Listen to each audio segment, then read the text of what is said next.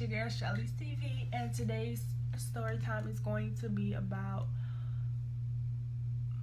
how my mom kicked me out of the house in the winter. Okay, so let's get started. Okay, so it was about October when I had moved down to Minnesota to be with her and my mom's boyfriend. And probably like a week after I moved down there, I found a job. I was working at Victoria's Secret, and I was just, you know, making good money, enjoying my life. I ain't know nobody, so I was just chilling. I met a guy who I was dating down there. And yeah. So anyways, probably about 4 months after I moved down there, I think I had quit the job at Victoria's Secret. At the time, I wasn't really feeling that job. So I just quit. No. It wasn't because I wasn't feeling it. It was just where my mom lived, the buses stopped at a certain time, and I don't have a car, so I was like, I have to quit. I'm sorry, I really love this job, but I have to quit. So my manager, she was like, oh, you can come back anytime. So I was like, okay. But anyways, after that 4 months, I was very depressed. I wasn't sleeping. I wasn't eating. It was just very emotional. Me and the guy, I think we stopped seeing each other, which was cool, but it was because he moved or something. But yeah, I was very depressed, so from the jump, my mom didn't want me there. She's never been in my life, like, never been in there. Like, she doesn't know how to live with people. She's always been alone. So she didn't really want me there from the jump, but it really wasn't her choice. I had to go up there. I didn't have to, but I wanted to go up there, actually.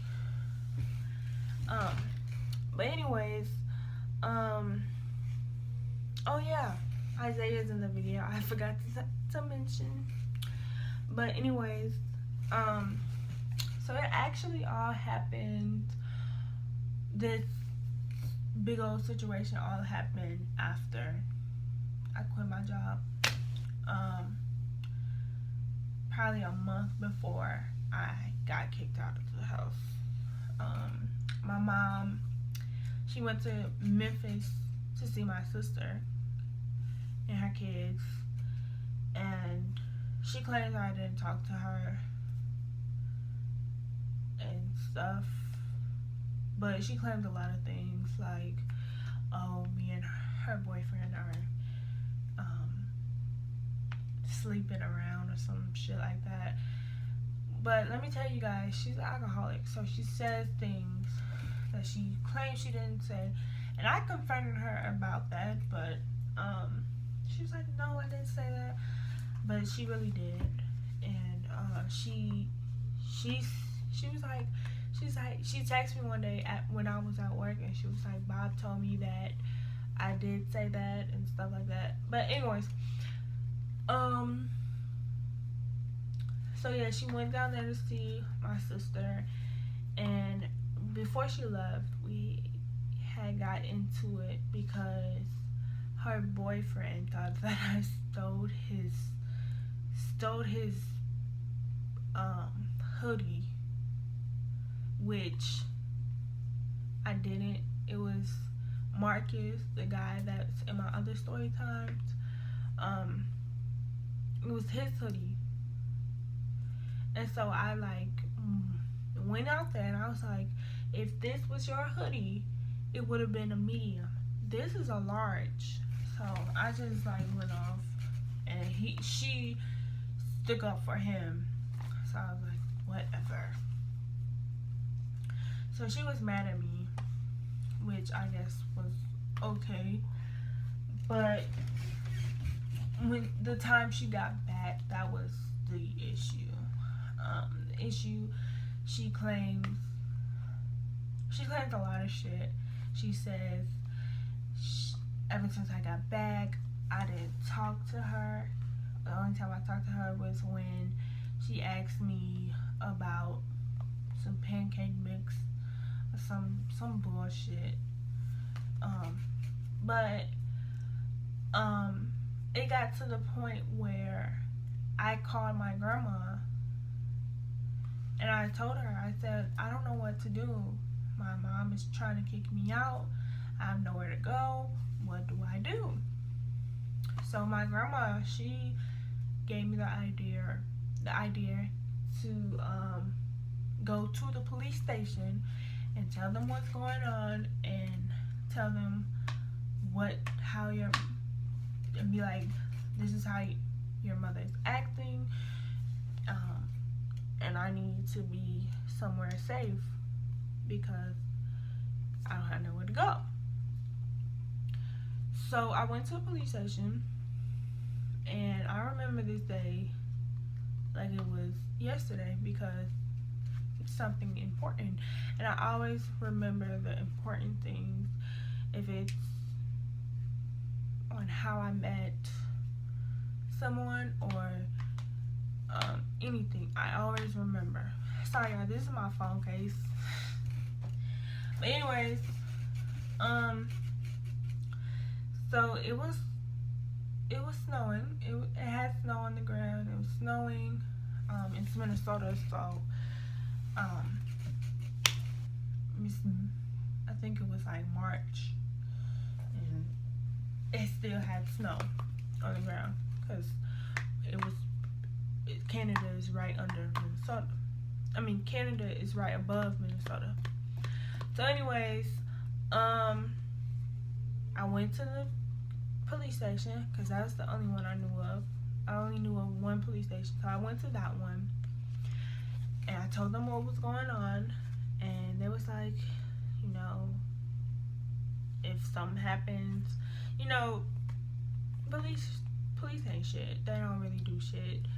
So I went back home and I was on the phone with my grandma, and I made a stop to the mailbox,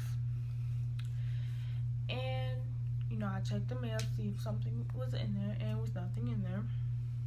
So I came back upstairs, and the locks was changed. And I don't cuss in front of my grandma. I don't cuss in front of really anybody. It's rare that I cuss. So I was like, what the hell? And my grandma was like, why would you say that? I was like, because the locks are changed. And she was like, what? I'm like, the locks are changed. And so she was like, call Bob, see what's going on, and stuff, and then call the police. So instead of Bob, my mom's boyfriend, picking up, she picked up my mom. And I told her, I said, so you gonna change the locks on me? She was like, yep. So I was like, okay, bet. And I hung up the phone.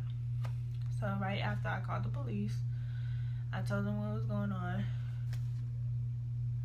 They didn't show up until 6 p.m. And they talking about some, oh, well, we knocked on the door and nobody was there. Bitch, duh, nobody was there because I was in the back, and I told the operator I was in the back. So anyways, somebody else came, some more police, and they was some assholes. it was some assholes. They was acting like it was my fault that my mom kicked me the fuck out. So they was like, take your hands out your pants, take your hands out your jacket. I'm like, bitch, it's fucking cold outside. What the fuck? But anyways, so I told them my story, and the police asked my mom what's her story. So I'm like, I'm listening. My mom's lying the fuck out of hers. My mom's lying like a motherfucker.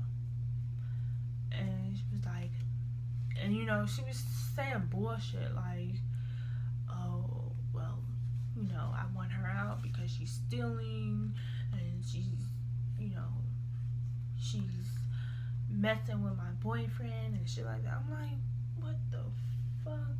And you know you lying. And then her boyfriend, Bob, this nigga just fucking standing there like, yep, that's what he's... No, he was just standing there like, what the fuck, bro? Are you serious? Are you serious, G? But anyways, the police told them, oh, you cannot kick, you know, you can't kick her out because, she gets mail or whatnot. You can go down to the Hennepin County and file a 30-day notice and stuff like that. So I went back in and I told my mom something personal that she used against me, and it's not like I didn't put my hands on her, but I was acting like I was going to, just because she used that. So she called the police and told them that I hit her. So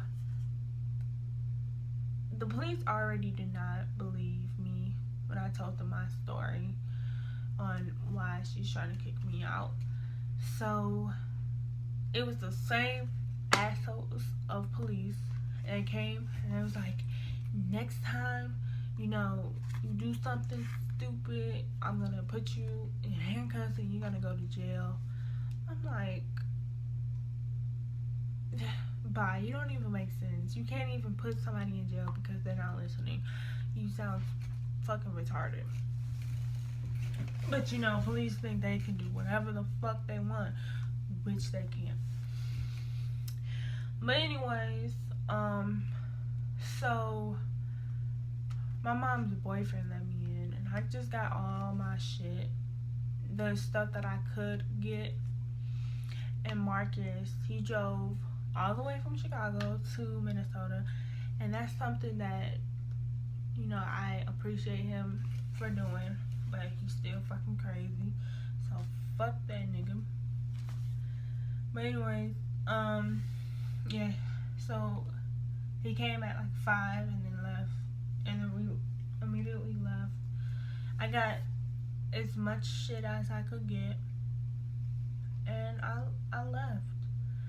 And I did go back a second time because I had to get the rest of my shit, but I've never been back. But at the time of that situation, I was studying, so it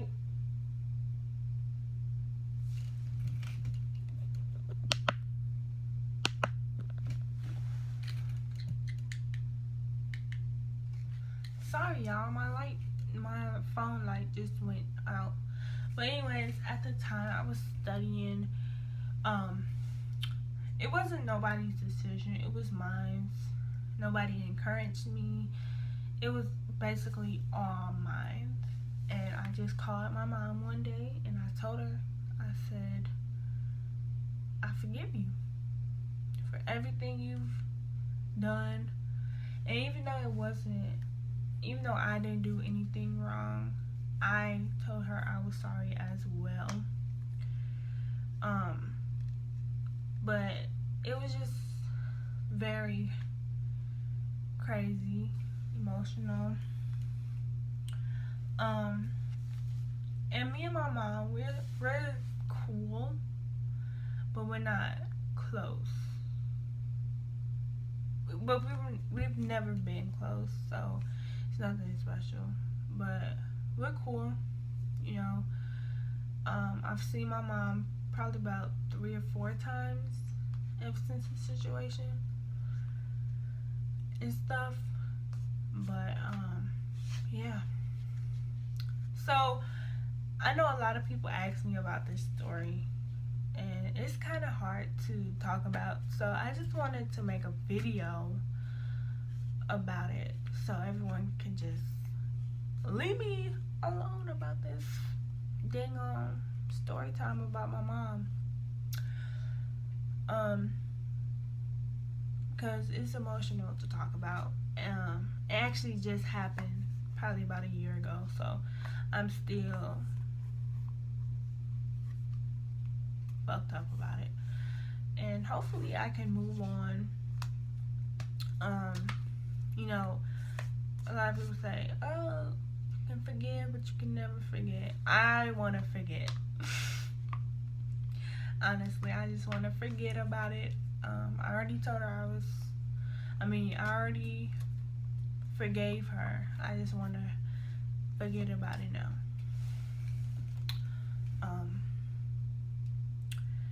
But yeah, you guys, thanks for watching my story time. Hope you guys enjoyed. Bye.